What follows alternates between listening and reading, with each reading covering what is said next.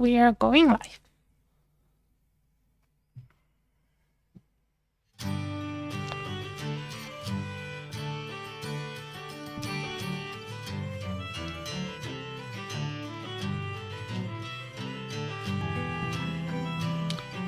So, everybody, this is another time, another day. I have a guest today with me, my friend Alice Dee. She is from California. She did write something like 16 books. I thought it will be interesting to interview her today. Do you want to introduce yourself? Thank you so much for the opportunity to be here with you today. My name is Alice, and I am a vegan animal rights activist. I'm also an author and a musician, and I've written about 16 books, you were correct, in the vegan space. I started, years ago, probably in 2016, with publishing a recipe book called Raw Vegan Recipes that was based upon my experience running one of the world's first raw vegan restaurants in Northern California. And so it was, at the time it was somewhat revolutionary to be operating a restaurant dedicated just to vegan food. But it was very eye-opening for me to see how many people were coming to the restaurant from all around the country and were looking to heal their health conditions with diet. So that opened up a whole area for me that I've studied for about the past 25 years, which is nutritional healing, which is how to reverse, not just treat or mask the symptoms of a disease, but actually to reverse a disease using food. So that's, kind of where I come from. I've also been a wildlife conservationist. I worked extensively on the conservation of the vaquita marina in the Gulf of California down in Mexico. And I've also worked on various animal rights related activities, including the fur ban, which we passed in California. And also I've worked with various groups such as Direct Action Everywhere. I remember the Save Movement. I remember that you worked Anonymous for the Voiceless. Yes.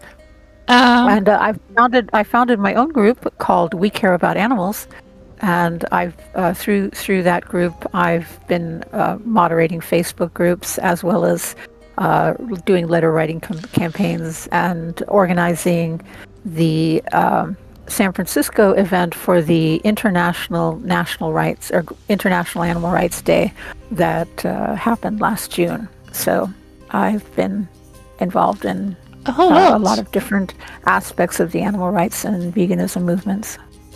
That sounds wonderful. It sounds like you have been involved in quite a lot of stuff, and that you have done quite some bits. I'm impressed. Also, with all the books that you made. Right. Well, I've been busy. Yeah, you're really busy bee. Well, I'm hoping actually to extend my activism into music. I have a great love for music. I've been playing music since I was a child, and I'm planning on using music as a form of activism going forward to help reach people in that way. I think many people will listen to a song when they perhaps won't read a book. So I'm planning on making music for the animal rights movement. Yeah, that's also an interesting idea. Are you? That's also an interesting idea to do. But today we're going to talk about some of your books, but we can go on for another time about your inspiration for your ideas about the music stuff as well, songs writing, and so that can also be kind of interesting topic for a podcast next time. Sure. If you Yes, are next open, time. if you are open for one after this one. Well, I should have some work published then, and once that's out, then that'll be something I can talk about specifically. So, Yeah.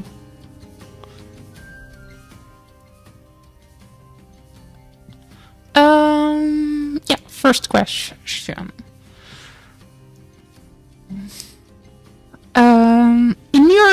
In your book, in why we caring about animals, you explain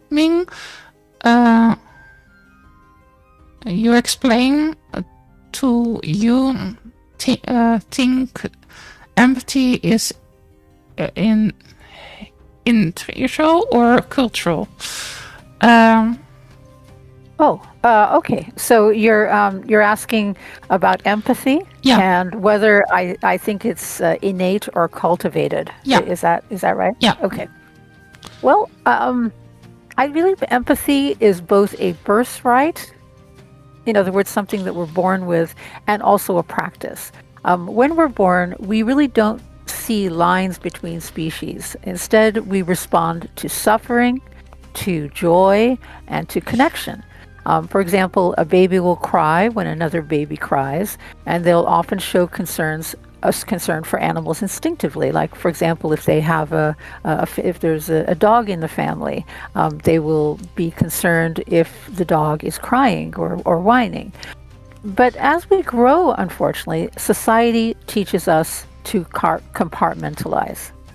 And this is part of the problem, because we're told that some animals are friends, like dogs and cats, for example, and others are food, like cows, sheep, pigs, and chickens.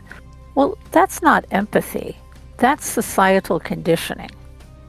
In Why We Care About Animals, I explore how empathy can be awakened.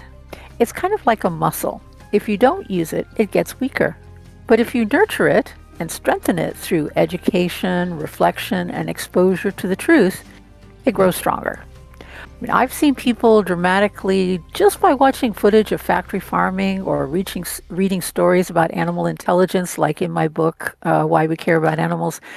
And that is what I'm trying to do here with this book. I'm looking to shift their way of thinking. I'm looking to help them question why you consider some animals friends and others food, when they all want to live, they all eat, they all breathe.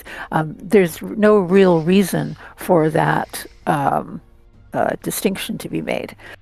And my feeling is that empathy is contagious when it's modeled with sincerity. So if we're sincere about it, and we sincerely communicate our empathy to someone else, then they will also start to feel more empathetic. Because they start to think, well, why don't I feel? Why don't I care? Maybe that's not right. So I think by showing our empathy for others, we can cultivate it in others. And it's not just about animals or non-human animals, but cultivating empathy is for all beings, human and non-human. I mean, it is the basic foundation of ethical living. It's what all laws are based on. They're based on empathy. People who have empathy do not really need laws. They naturally understand what is right and wrong. But if their empathy has been shut down, then that's when we need laws, so that people understand where right and wrong exists. Okay. And basically, empathy lets us challenge injustice without becoming hardened. So for vegans, for example, especially vegan animal rights activists who are standing up and who are speaking out and challenging the injustice that farmed animals, currently are suffering from, it's the empathy that drives us. It's the empathy that is at the basis of our activism. I mean, I remember once attending one of the national animal rights conferences organized by Direct Action Everywhere, which are wonderful events, by the way. And we were going to do an action, and we were out walking along the street, and we were crossing the street, and I had on a pair of boots that had very slippery soles. Well, and they were vegan, of course. And I slipped on the crosswalk, and as I kind of went down, like there was this ripple through the entire crowd of people turning around and empathetically asking me if I needed help. But I was just so impressed where, maybe 30 to 50 people turned around and asked if I needed help. That was just a showing of the tremendous amount of empathy and compassion that the vegan animal rights movement is based on. I was really impressed with that. So again, challenging injustice without becoming hardened. And that's what keeps our activism rooted in love. Okay. So this is a bit a side question that I didn't write up. But do you agree? Do you agree that empathy is the ability to place yourself in somebody else's perspective and see the situation from their point of view? Well, in a way, I mean, the way I define it is empathy is emotional, or telepathy. It's being able to feel the emotions of another when they're experiencing it. Okay. Empathy. Emotional telepathy. So, there's thinking telepathy, like thinking a thought to another being, which is one way that humans can communicate with non-humans. But then there's emotional telepathy, and that is communicating or receiving an emotional state from another being. Okay.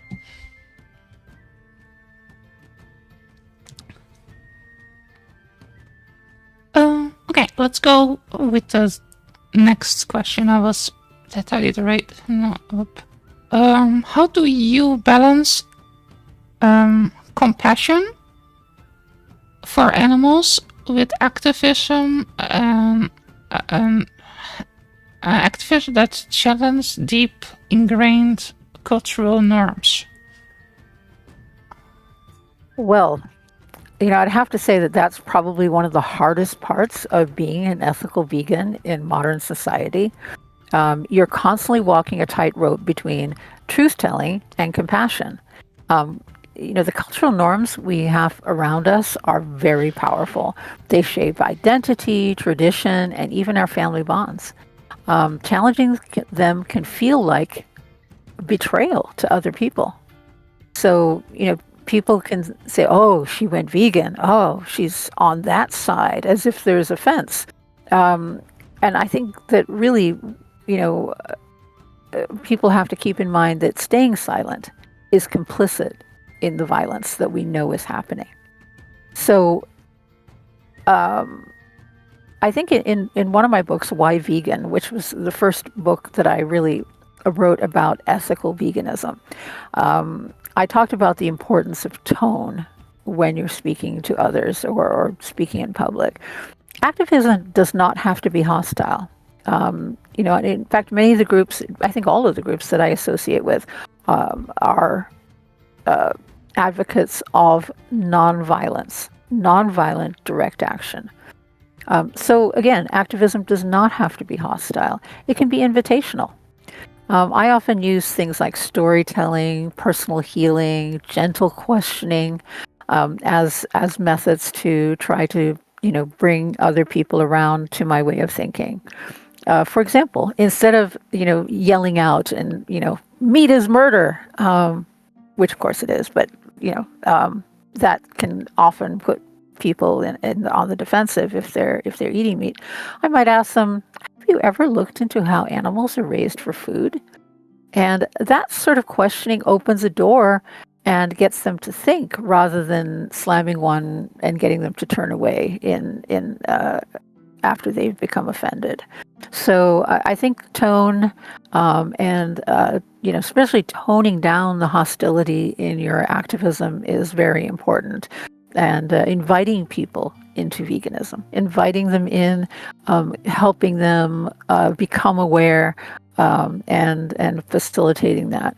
I mean, I think that, as compassionate people, because vegans generally are compassionate people, compassion means understanding where people are coming from, or other creatures.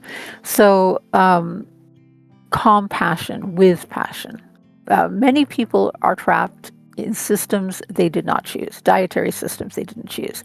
They were trained by their parents to eat something, or they were trained by their schools to eat something, or later on they were trained by their spouses to eat something.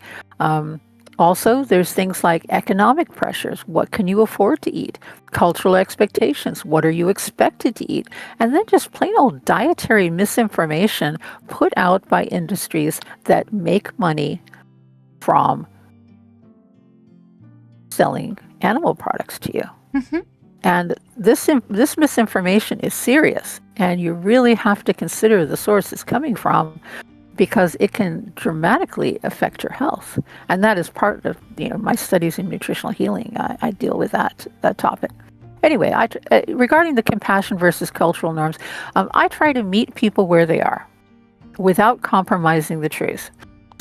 I stayed true to my ethics, firmly on the ground of ethical veganism, but I try to meet people where they are. And again, it's not about being liked. When you're, involved in challenging norms, probably there are some people that are going to dislike you simply because you're challenging the norms. It creates something called cognitive dissonance in their minds. They, realize that animals are ethically important. Maybe they have a dog or a cat at home. But on the other hand, they're eating animals, and that creates, a feeling within them that perhaps their ethics are not being fully honored in their behavior. But anyway, it's not about being liked; it's about being effective. And effectiveness, what I have found, effectiveness comes from empathy or emotional telepathy, clarity, speaking clearly, and persistence. Don't stop. Don't let them stop you from speaking out. The animals need you. They have no voice. They cannot take part in conversations on social media or over a dinner table. They need your voice. Yeah, one of the things I try lately to do when actually with me is when I first did go vegan, I was really optimistic. Then I did become really pessimistic, and then I did feel a bit depressed. And I think I'm now at the point that I still a little bit depressed, but I try to get out of depression.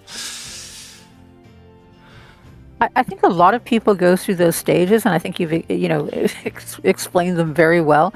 I think the word dystopia is often used to describe the depression or the unhappiness that vegans suffer from living in a world that does not seem like it wants to change, that is obviously ethically misbehaving, and yet it doesn't seem to want to change. And we're constantly faced with, I don't think there's any other word for it, but sadism. People actively enjoying the misfortune of others.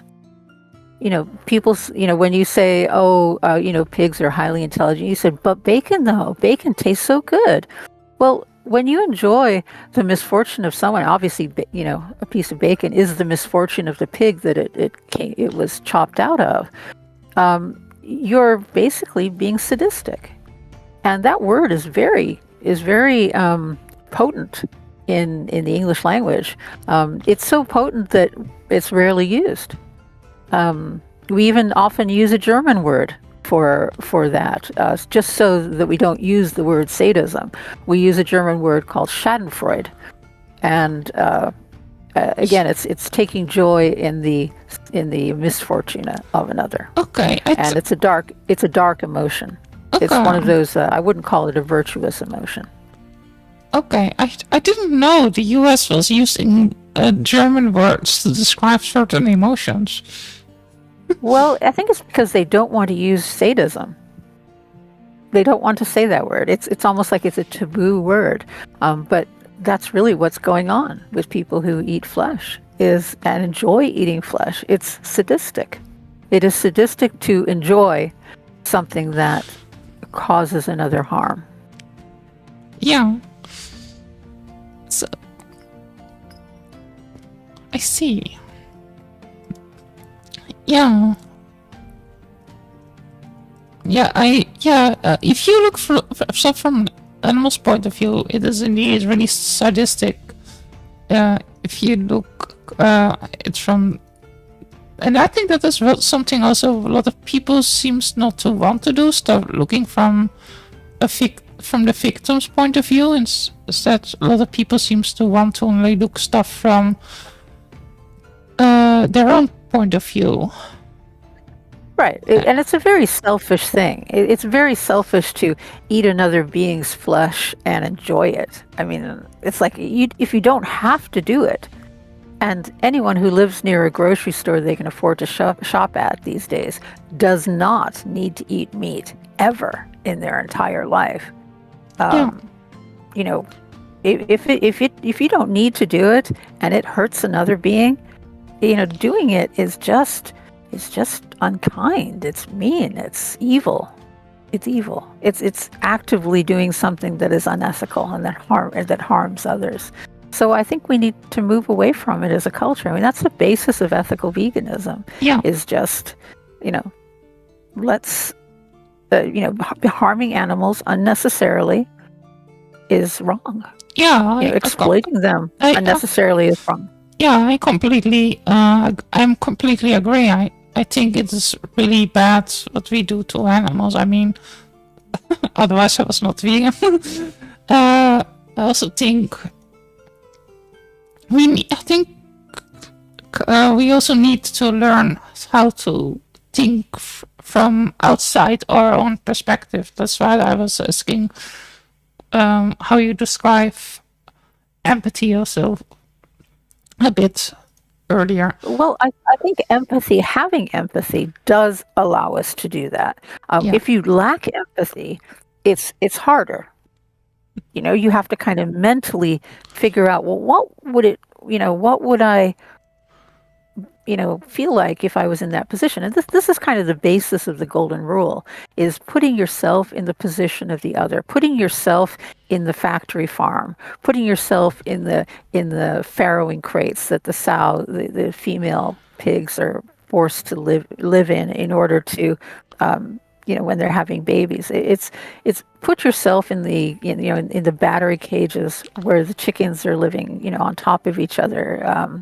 Put yourself in the position of a sheep being terrified by being sheared, or possibly put yourself in the position of an animal trembling in fear as they listen to their friends being killed.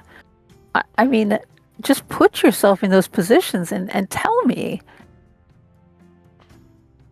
was it right or is it wrong what's being done?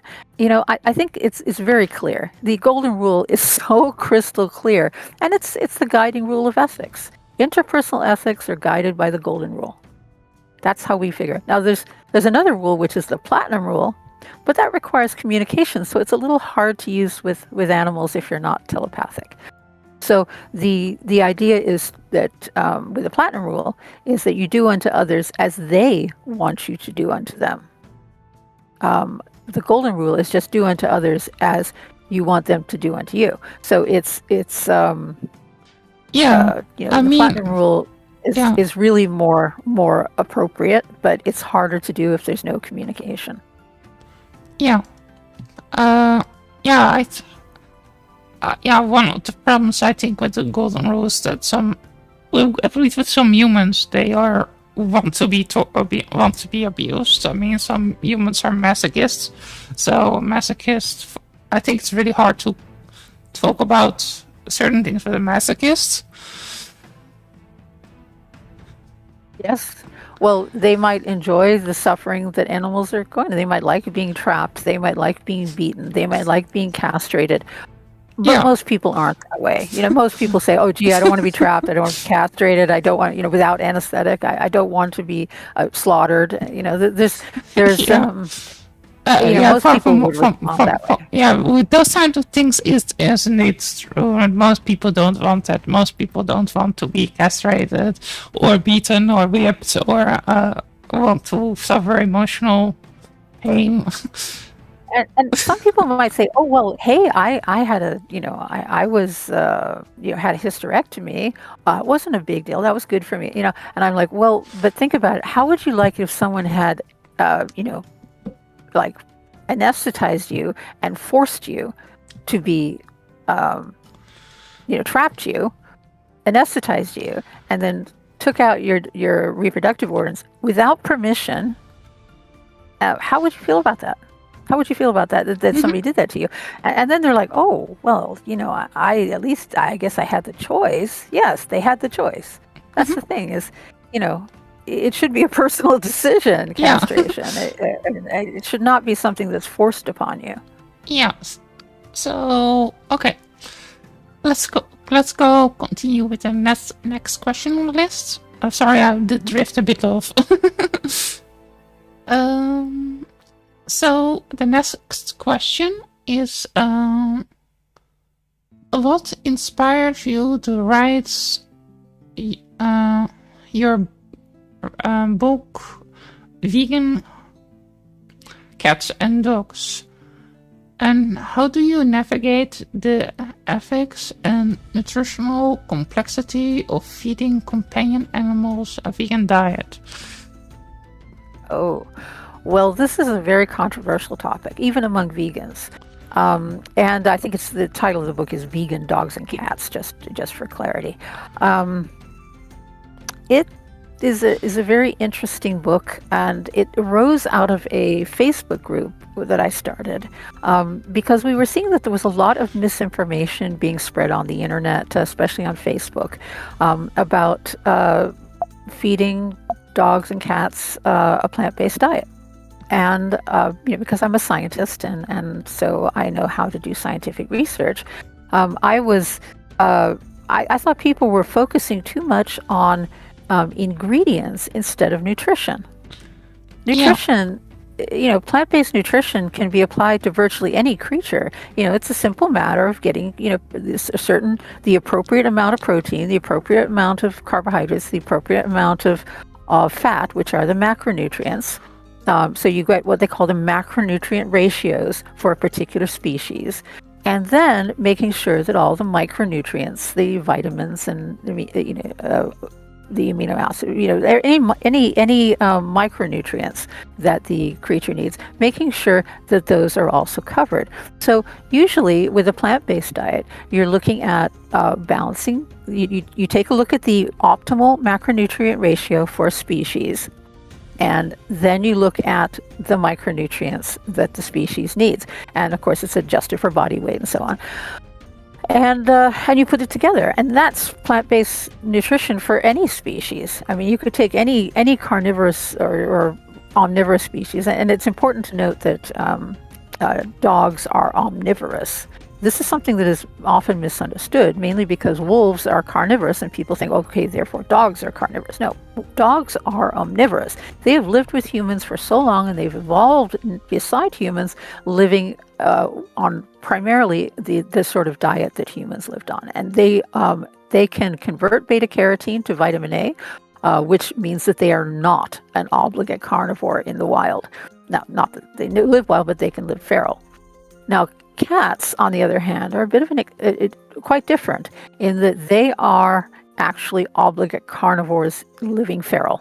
So they require preformed vitamin A or retinol, and so that creates an interesting thing when you're trying to feed a cat a plant-based diet, which can be done, but you need to get preformed vitamin A, not just beta-carotene, to supplement them with. So usually that's done through a lab synthesized retinol. Retinol is preformed vitamin A, which is chemically identical to the vitamin A found in animal tissues, but it's not derived from animals. So that's what's used in most plant-based cat food, and plant-based cat food that people make themselves.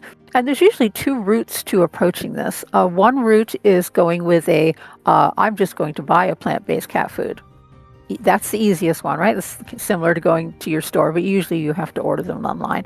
So various companies exist. Then the other route is I'm going to make a base food and I'm going to buy supplements. So they'll just make the base food so that the macronutrient ratios are taken care of, and then all the micronutrients are added with a supplement.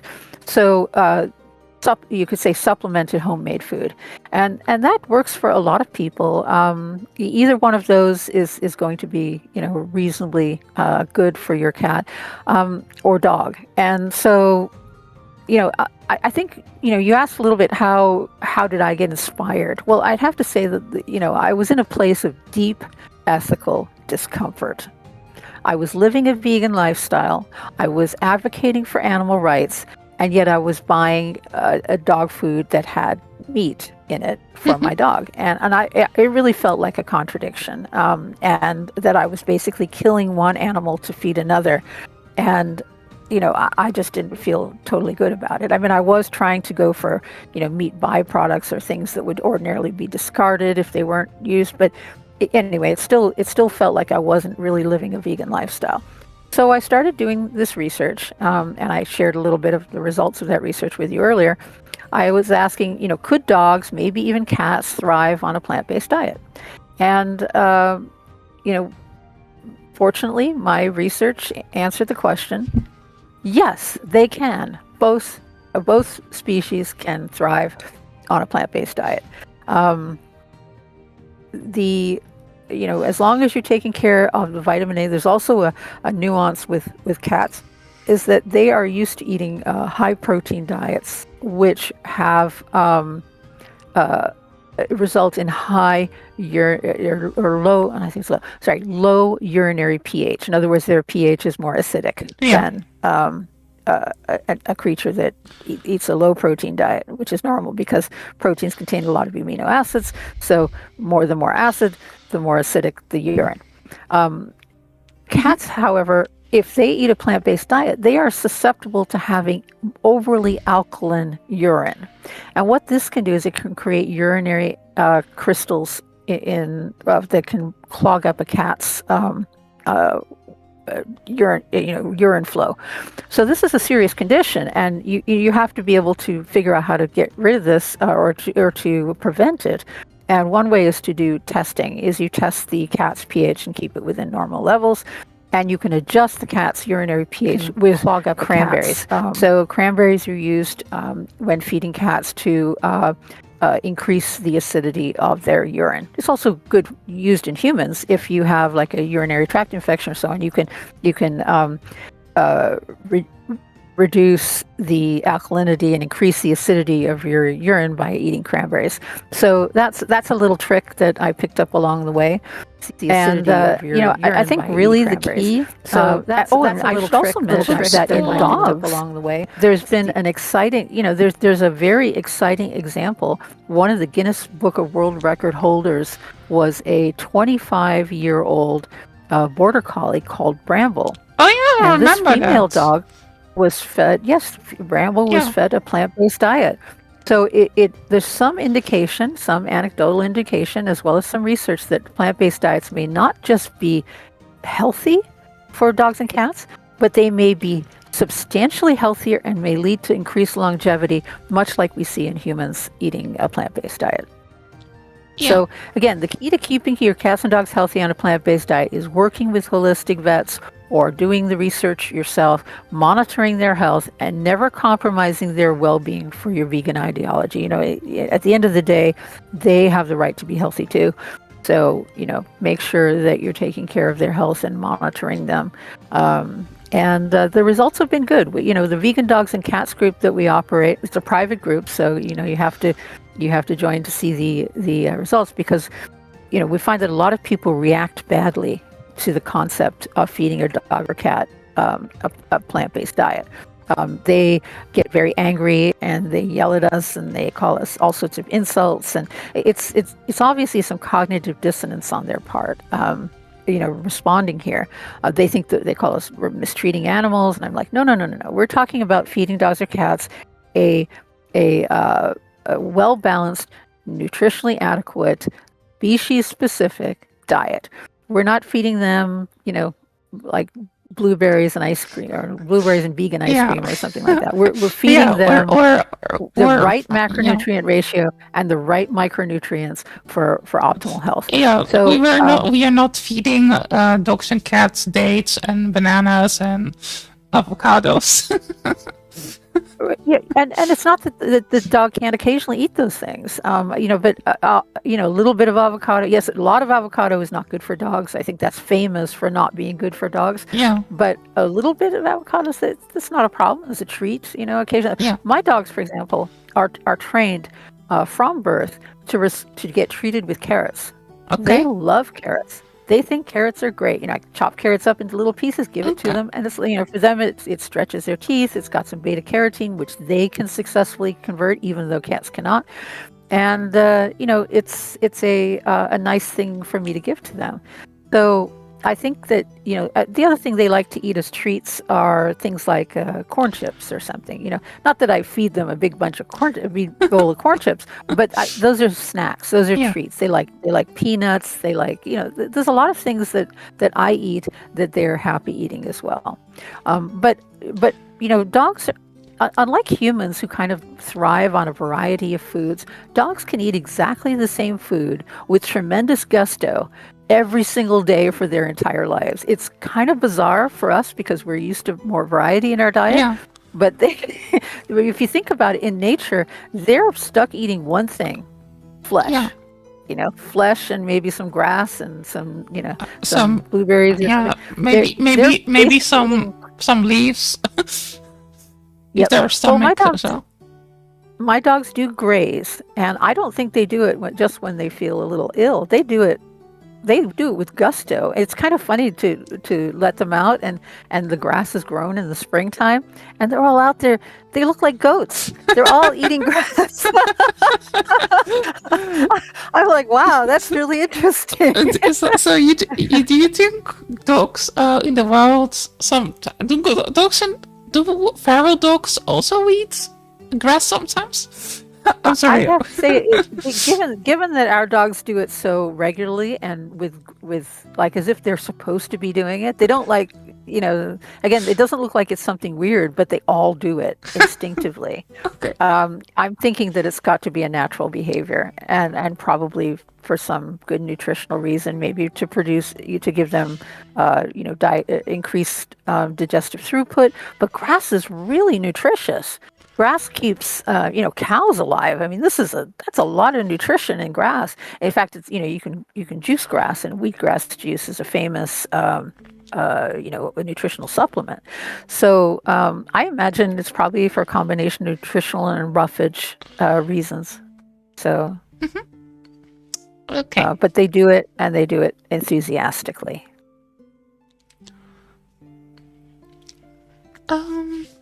I think I'm going to next question. I've still three questions I need to ask, and I shouldn't make it too long from what I get hearing from people. Also, the next question is, what inspired you to transition to raw veganism, a raw vegan lifestyle? And how does it evolved into a broader philosophy? And do you think it's possible for most people in today's world? I mean, not just the raw vegan part. I mean, specific. Well, I'm glad you brought this up because the way I'd been vegetarian since 1979. And I had not even realized that it was possible to be vegan. So had I known that it was possible to be vegan, I would have gone vegan much earlier. But in 2000, someone came to me and we talked, and I mentioned that I was vegetarian. They said, "Oh, well, why aren't you vegan?" And I was like, well, what is vegan? I didn't even know what the word meant. And they explained it, and they said, well, yeah, you don't have to eat eggs. You don't have to eat dairy. You can just, just make sure that you get enough macronutrients and micronutrients, just like with a dog. And I was like, wow, that's awesome. So I thought about it for a little while, and the same day I became vegan. And these people were living not just vegan, but they were living a raw vegan lifestyle. And I asked about that, and they told me how to replace different things. And I was like, oh, this is awesome. This is so wonderful. It makes such sense, because no other creature on this planet kills their food by cooking it. Maybe our companion animals are fed cooked food, but all creatures in nature are fed raw food.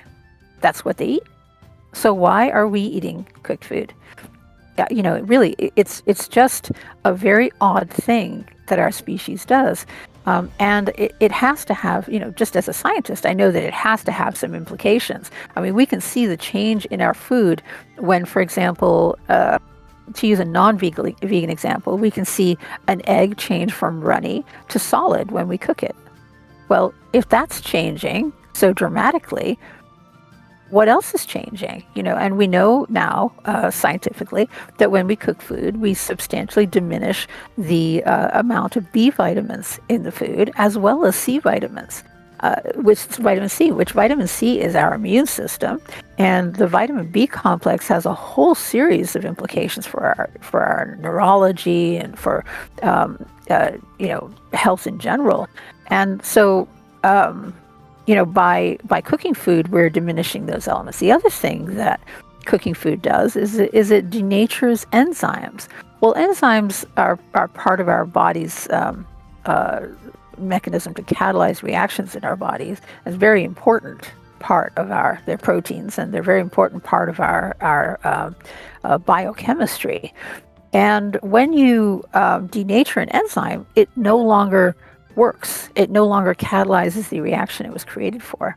So we don't have, when we eat food that it lacks and that all of its enzymes have been denatured, it does not digest itself. So we have to create enzymes, which takes energy and effort and protein. We have to create enzymes in order to digest the food. So that creating of enzymes results in an energy sink, if you like. And so we tend to get tired when we eat rather than being energized by our food. So, just taking going back to what inspired my transition. Well, I guess that one of the things that I was, attracted to by raw vegan, just in addition to the ethical element, which immediately attracted me, but the other thing that attracted me was that the people that I spoke to about it said that I could lose weight. Now, I had gained about 40 pounds during a recent pregnancy at that time, and despite being vegetarian, I was dealing with stubborn weight gain. I tried dieting, but I just regained the weight after I stopped dieting. So, I was looking at raw veganism not just as a diet, but as a lifelong path to weight loss, mental clarity, natural energy, and of course the ethical elements of kindness. And it was all of those things. It was remarkable. It was like a miracle that it was a natural high. And as someone who's fairly experienced with from meditation and other things of what high means, which is basically spiritual communion, I was really, really impressed at how my spirituality improved and elevated, my happiness elevated to a point which I didn't even think was possible. I was just happy. Really, really happy. So, for people who are struggling with depression and so on, they might find this diet can help them turn that around naturally.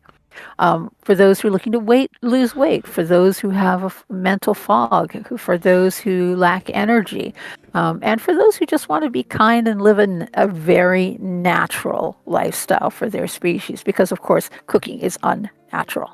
eating raw plant foods is very natural. And I talk about that in another one of my books called The Pliocene Diet. Raw foods are truly alive. They carry enzymes, they carry energy, and they carry vibrancy, and they carry micronutrients like the B complex and C's that cooked food does not have. When I switched, I felt like I was waking up from a long sleep. I didn't really know that I could feel that good. I just didn't. I didn't feel like I was doing badly, except that I was a little overweight. But honestly, I never felt alive until I had switched to a raw vegan diet. And I was fortunate because when I became so inspired, I decided to found, as I mentioned earlier, one of the world's first raw vegan restaurants. And I was able to eat raw vegan 100% of the time. I made the food. I ate the food. I made the food for other people. I ate the food myself. So I was able to eat, top quality restaurant prepared raw vegan food. And I was able to do it for years. I had the restaurant for about 3 years. It was a labor of love. And but at the same time, it was something that transformed me inside. It was like resetting my biological clock. And, I felt younger. I certainly felt a lot thinner. And when you lose a lot of weight, you have a lot more energy because you're not carrying all that weight around. It was like 40 pounds. It's like carrying a big backpack full of stuff around all the time. After a while, you get tired of it. Well, losing all that weight must have boosted my energy level. I could get less. I didn't have to sleep as much, and my mind felt sharper. I wasn't eating the heavy carbohydrates that tend to, result in a little bit of brain fog. So I was eating just, fruits and greens and nuts and seeds, sprouted seeds and usually soaked nuts. And again, my energy levels were great. My spirit was transformed. It was truly, truly miraculous in my view. And so I became an outspoken advocate, and I was also thrilled to see people coming to my restaurant, as I mentioned earlier, to tell me about their healing journeys, how they had healed their cancers with raw foods, how they were healing their type 2 diabetes with raw food, how they were losing weight like I had with the raw vegan diet. And how they were reversing their heart disease. Reversing heart disease. Can you imagine that? Reversing heart disease? It was incredible, these stories I was hearing from people. I was just, it opened my mind to this whole possibility that diet could be your medicine. And that's where the inspiration for my book, The Nutritional Healer, came from. Well,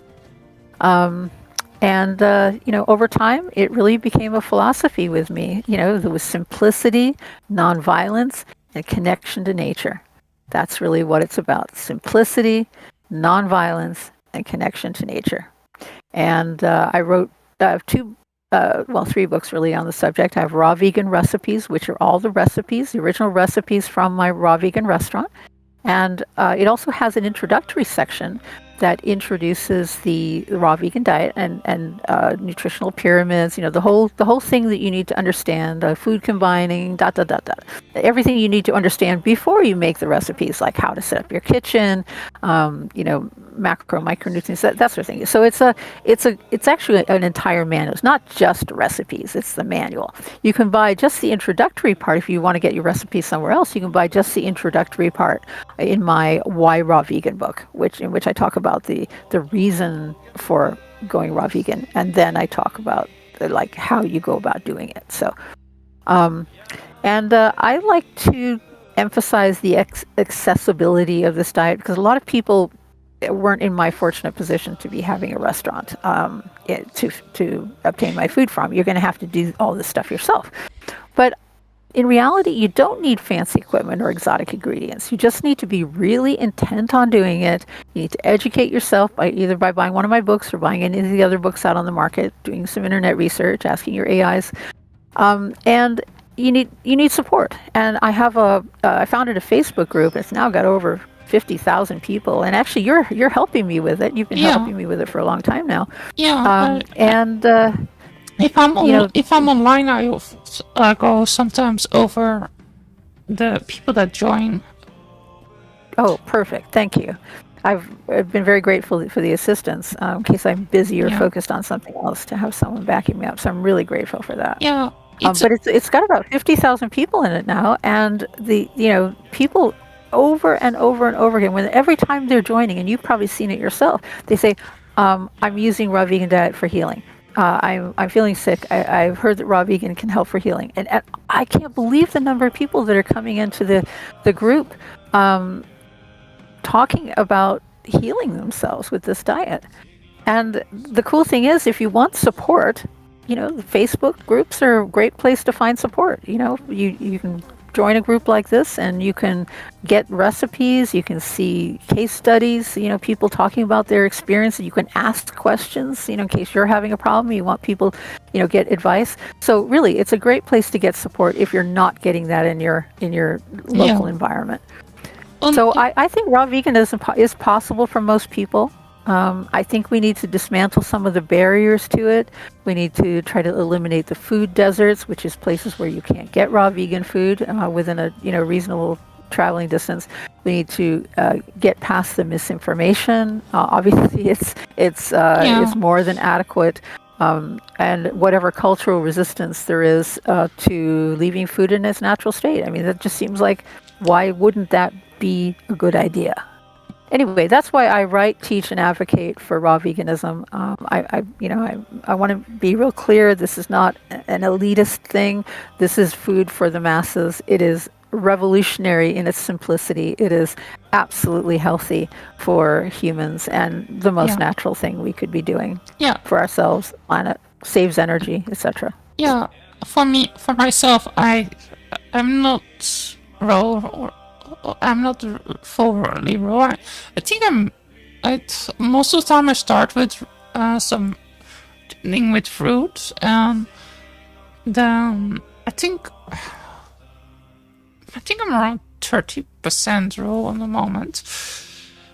I'm trying to find more ways to get more fruits and vegetables in it. So I got a dehydrator, and I try to make things in dehydrator. Okay. Yeah, that was something we used in the restaurant. We used food processors, Vitamixers, or they're high-powered blenders, and dehydrators. Those were our three main things, as well as cutting boards and knives, things like that. But the primary things that we were using were those, and we also used forms to form pies. So you use this thing to form a pie, and again, everything was raw, everything was uncooked. And it was, it's some people are a little concerned that we may not be able to feed the entire world on raw food. But I'll tell you what, if you stop feeding the world animal products, you're going to have a lot more land possible to grow raw food on. And, it will be a sustainable diet, but you have to get rid of the animal products. Yeah. The animal products are so wasteful. Yeah, and that is also a part of the next question, I think. Because the next question I was having on the list was about your book about gardening, fruit forest gardening, and so the food forest guide, yes, and edible landscapes. Right. Well, food forests and edible landscapes are an amazing way to start transforming both your life and your local community. I mean, they are the future. They're not just gardens; they're ecosystems. I mean, I was fascinated to just receive this little pamphlet. I think it was written in the 1930s about the Essenes. The Essenes were an ancient sect, possibly including famous people like Jesus were possibly members of the Essenes. And the incredible thing about them is they grew food forests. They had a little house, and they had a cistern that basically took water off the roof and gathered it into the cistern. And then they were surrounded by a garden. every one of their houses was built like that. I thought, well, what an amazing way to do it. They basically had a little like a little cave within a garden. And this is what you can be doing with your yard. Most people who don't live in the absolute desert and who have access to water, even living in the desert, can grow food. The other thing is that the nice thing about a food forest is that you don't really kill anything, not even the plants. I mean, sometimes plants die naturally. You know, they between the seasons, there's plants that die, but you don't have to kill anything. You can pick leaves off your lettuce. You don't even have to kill your lettuce plants, you know? So I think if you want to get into harmlessness, where you're not killing animals to reap crops, and you're not killing pests and so on, you know, food forest is amazing. And I really do think they're the future. They're ecosystems that mimic nature and the food environment that hominids, which are pre-human, humans are hominids, but we also had hominid ancestors that were not human. They originally evolved in this type environment. This is where the current great apes currently live. They live in forests. So food forests offer us abundance without depletion. And just to kind of get a mental picture of what a food forest is, imagine your backyard where you have fruit trees, herbs, and vegetables growing in harmony. Nut trees as well. And you're not tilling the soil, you're not killing anything, you're not using any chemicals or pesticides, you're just allowing cooperation between this backyard garden. And in the Food Forest Guide, I show you how to set up one of these food forests. We have one here, and I also know of another one. My colleague and friend, Dr. Will Tuttle, has a beautiful food forest that he has a number of videos of on his YouTube channel. I refer you to those. And in my book, I show you how your backyard space and allowing other people to come in and see your garden can help transform your community, because you can be showing other people what they can do. That's why we call ours kind of an exhibition food forest, because we want people to come and see what we've been doing. And food forests can help reduce food insecurity, feed the poor, restore biodiversity in your environments, and create gathering places. It's beautiful to gather in the garden among all the fruit. It's really, it feels really natural and beautiful. We think that having a food forest teaches children about nature. It gets them to see where their food comes from. They actually get to go and pick apples, and instead of having to go to a slaughterhouse, which, let's face it, who wants to take their kid to a slaughterhouse? That'd be kind of there's a reason. Traumatizing. There's a reason why teachers bring their little kids to a blueberry farm, but not a slaughterhouse. Exactly. I think all vegans know that reason, because it feels horrible to see animals being killed. And that's why slaughterhouses don't have glass walls. That's why you don't take your kids to a slaughterhouse, because it's horrible what happens to animals in a slaughterhouse, screaming for their lives, thrashing around with blood pouring from their necks. I mean, it's just a horrible, horrible experience. But honestly, kids love to go to a food forest. They love to pick apples off the trees and eat the apples. I mean, it's a great way to teach people and children and young people about nature, to empower families to grow their own food, and to reconnect people to the land that we live on. I've seen neighborhoods like our neighborhood come alive through food forests. People share their harvest, they swap seeds, and it builds resilience. If for some reason you're out of work, you've got your food forest giving you food. And so it's not, food forests aren't just about food, it's about sovereignty, about being in charge of your own life, not having to rely on grocery stores or on food banks or anything like that for your food sufficiency. You've got your own food covered, and it's delightful. It's healing, it's joyful, and it's scalable. I mean, you can start with just a balcony and end up, making your local public park into a food forest. So now I have to warn you about one thing we did discover, though. If you plant fruit trees over the sidewalk the sidewalk is going to get covered with with fruit, and not everybody wants to be kind of stepping through a big pile of fruit on the sidewalk. So I Yeah, do warn people about that. that's Try a not to safety plant thing. your Yeah, fruit trees over your sidewalk because yeah. we had that little problem. Yeah, one of the things I do with fruit trees sometimes, I hang on, I hang on kind of basket or so. No, that's not the right word in English. Kind of nets as Oh, part of nets. cloth under the Yes, tree, so most of the yes. fruit falls in the nets. Oh, that's a smart solution. Yes, yes. If you can do that, that would be great because Yeah, the fruit tree over the sidewalk problem, is definitely something you want to avoid. yeah, I speak from experience. Okay, so yeah. Did I show you the map I made? Actually, the one that's for my next year fruit, for my next year garden. oh no, I don't think so. I, You want to share it again, or maybe you did? I can look back. I'm going to look if I can find the map back. I'm going then to also share it in the stream if I find it back. So this is my current plan that I have.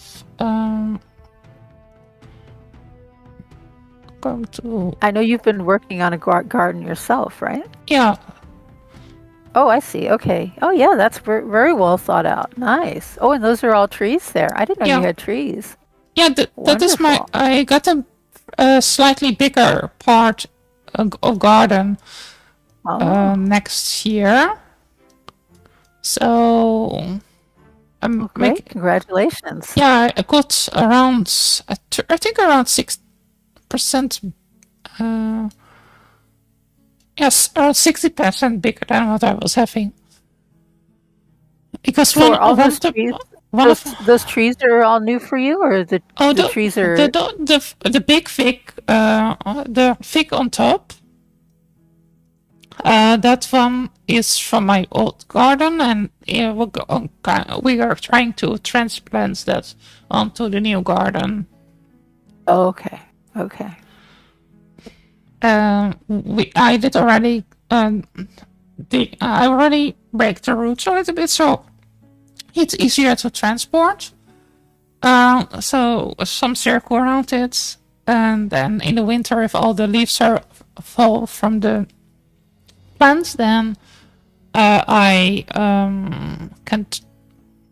Then I can plant them in the other garden. I see. So you do the transplant in winter. Yeah. That's what I did read. That is the best thing for fruit trees to do Right. if they have lost most of their leaves. That makes sense. Yeah. Yeah. Well, that's a beautiful garden you've got set up. I did want to mention that we did have some problems with dogs with the lower part of the canopy. The thing about a food forest is there's multiple layers. Yeah. So there's the canopy trees, things like you may already have canopy trees in your garden, like oaks or eucalyptus or tall trees that provide shade. In our environment, we have kind of a Mediterranean climate, so it's very hot in the summer and dry. So having that canopy is very helpful for the survival of the other trees. It depends on your climate, though. So you have to kind of figure out what kind of climate you're living in and see whether you need the canopy trees. I live in a quite cold climate compared to California. Okay. I think I don't know what those kind of maps are compared to what we use here in Europe. I know you have all those kind of climate maps or so from that we use in the US. I'm not know how to translate them to Europe, but I think we have a quite cold climate here. So and you have to take rainfall into account as well. We have quite so not just temperatures, but also how much rainfall. Like we hardly get any rain during the summer at all. We very dry. We're getting a lot of rain most of the time. So the things that you if you're going to have dogs, and dogs are they're natural diggers. So if you put down like a watering thing, they might very well dig that up and chew on it. They might also scratch around berry bushes until they're well developed. They might be hard to keep alive.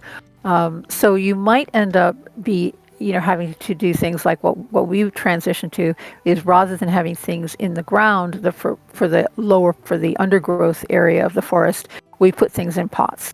And the pots worked out quite well, that the dogs weren't as likely to get into those, and we found that was one way to both enjoy the dogs and also have the food forest survive. But before we did that, we did lose a lot of blueberries. they somehow scratched all our blueberries away. The other thing is, dogs will occasionally uproot a tree. They'll just dig at its roots, or they'll actually pull it out completely. This might be because they're trying to find something that's under the roots, like, for instance,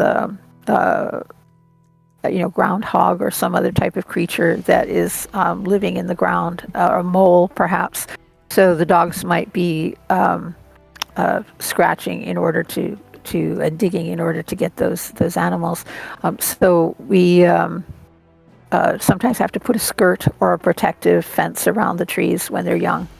Once they get to be, maybe an inch or two in diameter, or maybe 3 inches ideally, then they're usually no problem, and the dogs don't bother them anymore. But it's when they're younger that they can be damaged.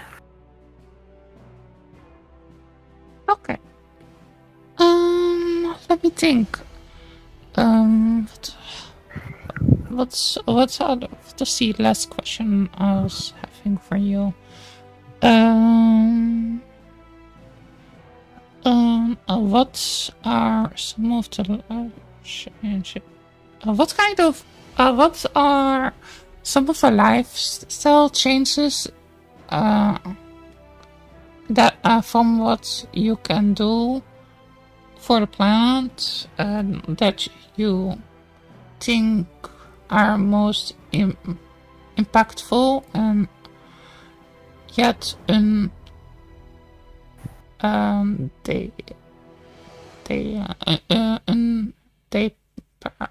patented?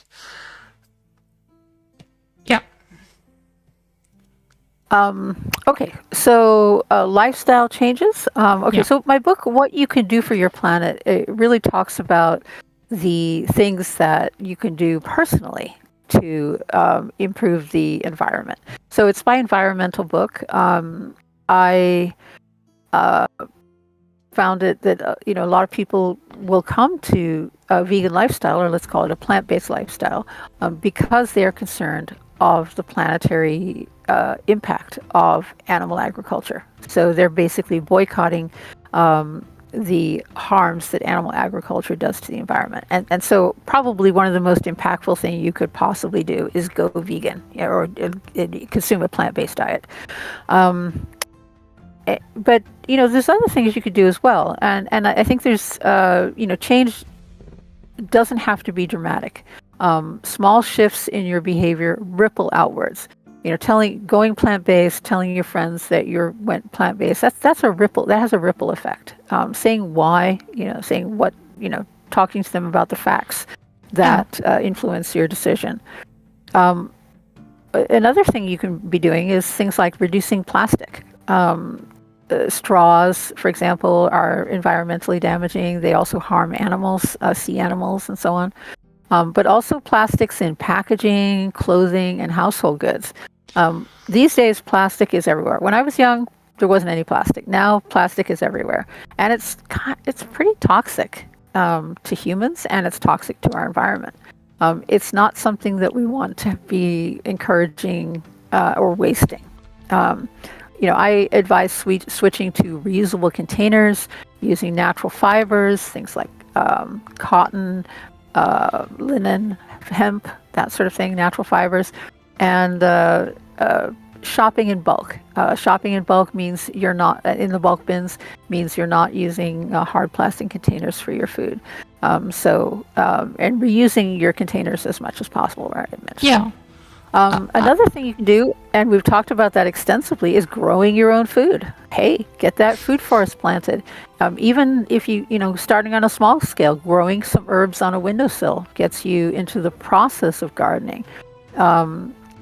Growing food helps reconnect you to the cycle of life, and it reduces your dependence on industrial agriculture, which is going to be a good thing.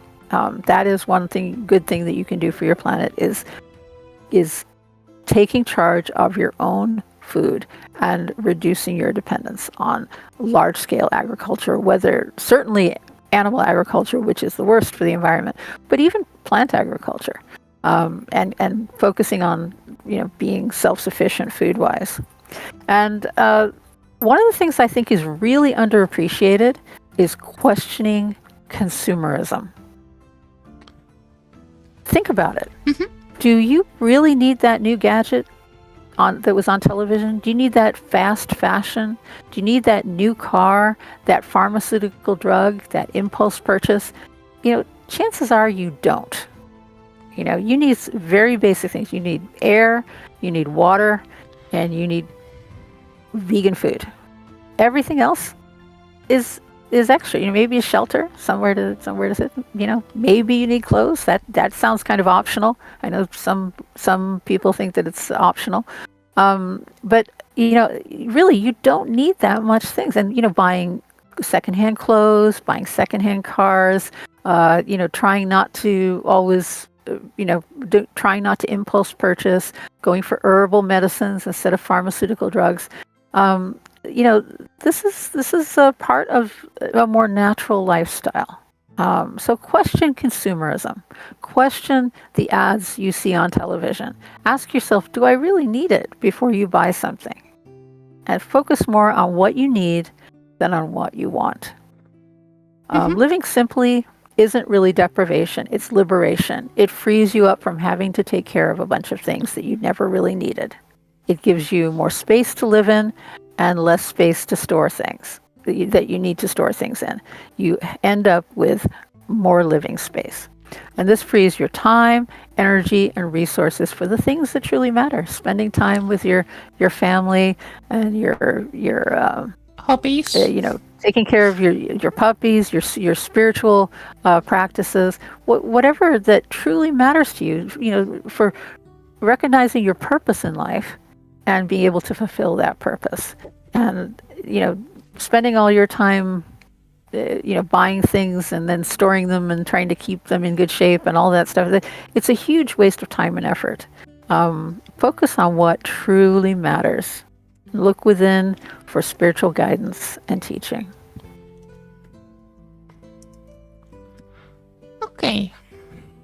Yeah, I agree with that myself. So I try to keep stuff as long as possible, and so I try to buy only new stuff when something breaks. Myself, my ex laptop that I was using, that was my first computer. I was having for around, I think, 14 years, and then it did break completely because I was completely used out. I did bring it to the recycling. Was it 40 years or was it 50 years? Something like that. Quite some time. Well, that's the other thing, is that I don't think I mentioned how important recycling is. If you have an option to use something that's recyclable versus not, use the recyclable thing. But I like 100% recycling, buying secondhand, buying quality secondhand goods. Obviously, you can't really do that with food, but you can do that with a lot of other things, and clothes, unless you're, you want to, say, make your own clothes. But you can even buy secondhand clothes and make new clothes from secondhand clothes. So there's a lot of things that can be done with secondhand, and secondhand cars. Like I want to give you a tip on secondhand cars. If you want a car that will just run for hundreds of thousands of miles, and I have had incredibly good luck with Hondas. Okay. I'm so impressed with Hondas. I keep thinking, I'll buy like another used. I've ever had one for about 5 or 6 years. I buy them when they're about $2,000, maybe a couple 100,000 miles on them, and they keep running and running and running. And I'm like, well, are you ever going to die, or they just keep going? So That sounds funny. Hondas are amazing, and I think a lot of people have told me that once they bought a Honda, they never wanted to buy any other kind of car because they're just so reliable and relative to other types of cars. Like I have had other cars like Fords and so on, but nothing. I'm so enthusiastic about Hondas and their survivability and their lack of need for extensive maintenance over time once they get older. So I Okay. buy a used Honda for a couple $1,000s and then Yeah, I just wait because it yeah. lasts forever. Yeah, I personally don't have a bike. I have a car right now. I do most of my groceries on my bicycle. Oh But yes, if you can do that. yeah, Although bicycles have the disadvantage of being unsafe in a lot of public environments. yeah. So I if don't you're live in a city. oh good okay Most places here have also separate parts for bicycles. oh good oh that makes it a lot safer. Yeah, So in the U.S.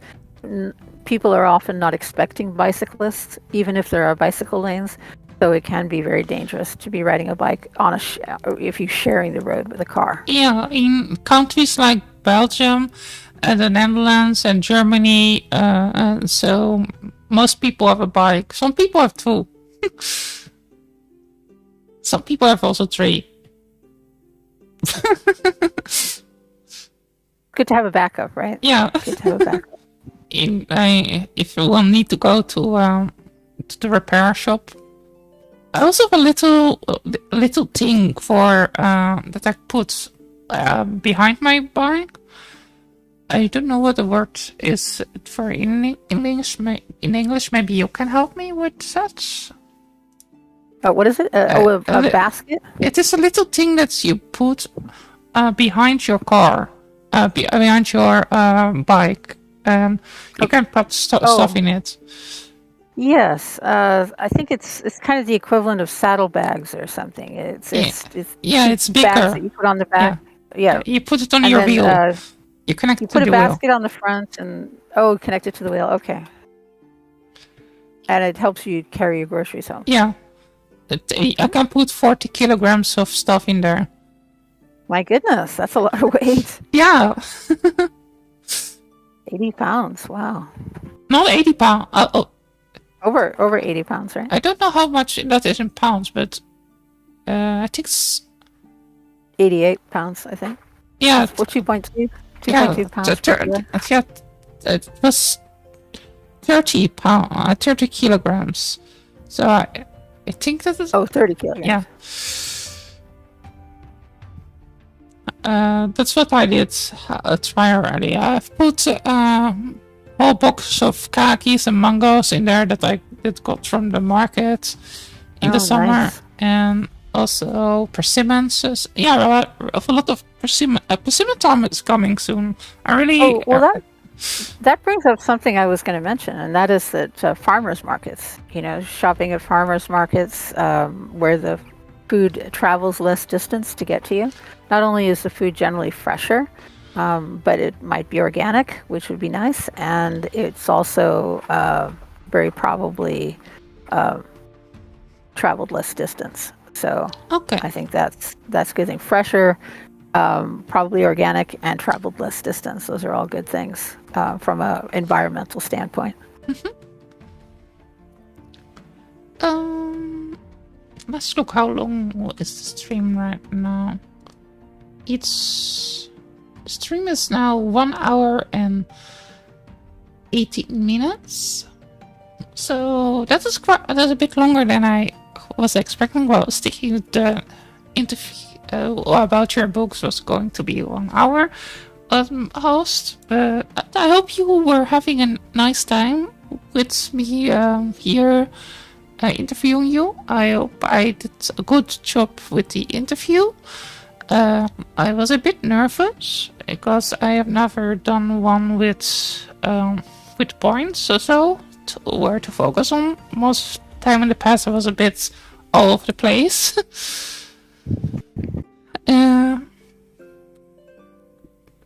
How did you do? I think you did fine, hon. You did great. Okay, thank you. Okay, I'm very happy to be here. And if anyone's interested in purchasing any of my books or finding out more information, my websites are, you can find me at Amazon, Alice Dee, and then ALICEDEE. And you can also go to my raw vegan website, rawfromthegarden.com. Yeah. I think I also have a URL, rawveganrecipes.com as well. But that's how you can get in touch with me and, find my books. And if you're interested in, any consulting or anything like that, I also do consulting. Yeah, well, while I was interviewing you, I was also showing the chat a little bit. I was skimming over your website, and so people were seeing it a bit while we were talking about certain topics. Oh, great! So if people want to see it, I will post a link on Twitch. It is in the bio of the YouTube video, of the YouTube version of the stream. If you like me to do another interview, I like to do another interview about your music, if you like. So another time. Oh yeah, that'd be fun. Yeah, give me a little bit of time to get fully situated on all the streaming platforms, and then I'll be happy to do that. Mm-hmm. That will be lovely. There was somebody in Discord, on the Twitch stream, that was saying we're going to check out your website. They are called King Refresher. They first took the word troll, but they seemed to be after that to be being respectful. So that is nice. Definitely. Okay. I see all you all next day. I'm going to end the stream now, and then I'm going to get some rest, and then I'm probably to be tomorrow back with some art stream, I think. So if anybody here in the stream is interested in art streams, that is also something I do here. Most of the time when I'm streaming, I do either interviews, art, or I play RPG-like games.